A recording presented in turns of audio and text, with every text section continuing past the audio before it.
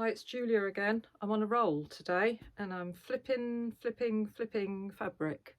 So we're talking flip and stitch and flipping neck and flipping bags and all sorts of flipping things.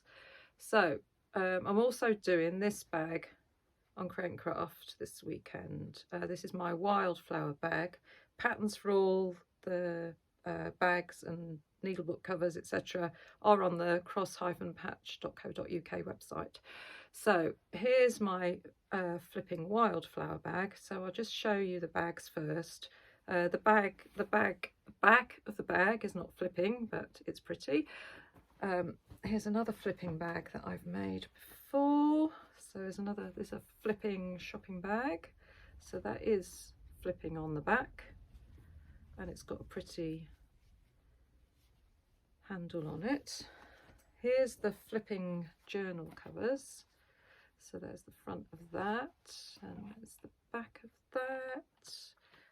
This is just another colourway, French General colourway on that one, and this one, my Summer Love bag. So it's got one of my stitcheries on the front, French General again, Quelle Surprise. Right, flip and stitch, really easy to do. Let's grab, here's some I did yesterday.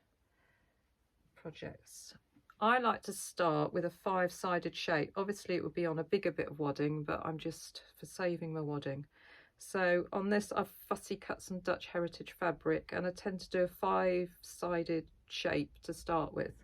So I'd put that, if that was going to be the front of my bag, I'd position that on the front of the wadding.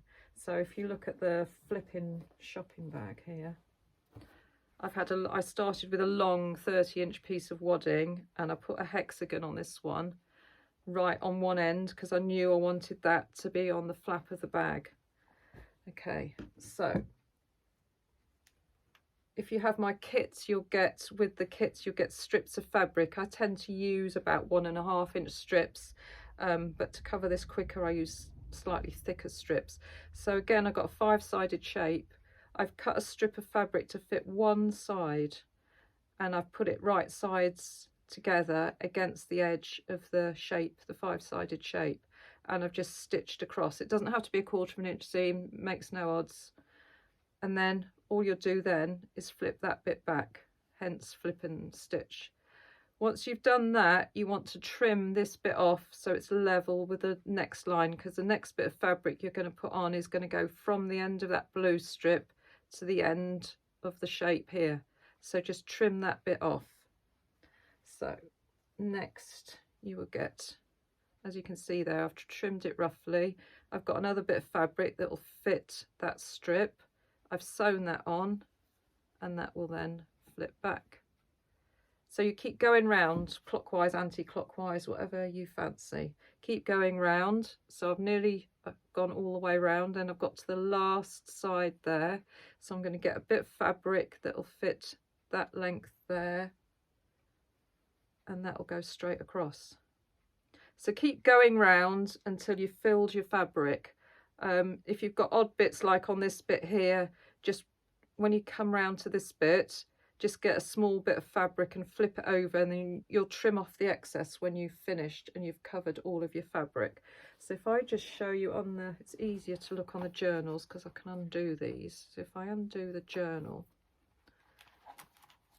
what happens when you've gone all the way around? So on this one I've started on the back, I've gone all the way around, and then I've got to this piece here. So what you might find when you get to this piece here, you're just putting stuff on in a V shape, or you'll end up, you can do them in straight lines. So on the other journal, I got to the point,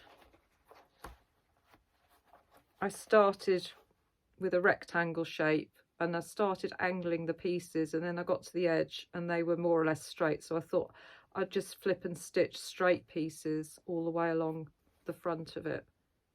So it's up to you. Basically just keep going round until you've covered the fabric or the wadding, whatever you use. You can use a fine foundation piece of fabric like a calico.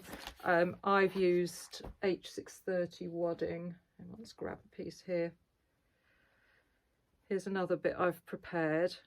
So I've gone, as you can see here, this is the H630 wadding. I've gone all the way around, and then I've got to the last bit here. I need to trim that bit off, and then I just need to take strips of fabric, and I'm going to end up going on a V shape here. So I'm going to put a piece across there, flip it back, and I'm going to grab another piece. I'm going to put a piece across there, trim that little bit of red off and flip it back. So this piece is going to end up being in a V shape.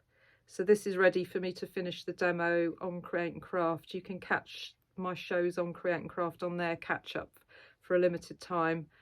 So you can watch that probably be Sunday morning at 8 when I'm doing this. So that's a really quick way of covering some wadding, and you're quilting it at the same time, so you don't have to do any additional quilting. But what you can do is go in, they look nice, a bit like the Victorian crazy patchwork. You can go in and put some nice embroidery stitches on. It looks really pretty afterwards if you're making a little needle book. That's it really. Thank you for watching. If you want any of the patterns, have a look at the website at the cross-patch.co.uk website. Thanks for watching again. Bye.